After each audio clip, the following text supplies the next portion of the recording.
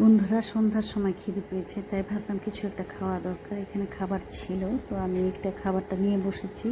তা আপনাদের কোন খাবারটা বেশি পছন্দ, লাড্ডু না অন্য কিছু? তা আমি খেতে খেতেই কথা বলি। দেখেন, খাবারটা আমার তো খুবই প্রিয়। তো এখানে নাস্তা খাচ্ছি। এটা কিন্তু দারুণ টেস্টি এবং মজাদার খাবার। আজকে আমার সন্ধ্যার নাস্তা চলছে এটা। আপনাদের সবাইকে দাওয়াত রইল। এটা তো আমরা অনেক পছন্দের।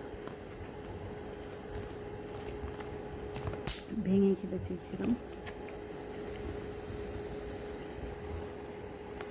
এটা অনেক প্রিয়।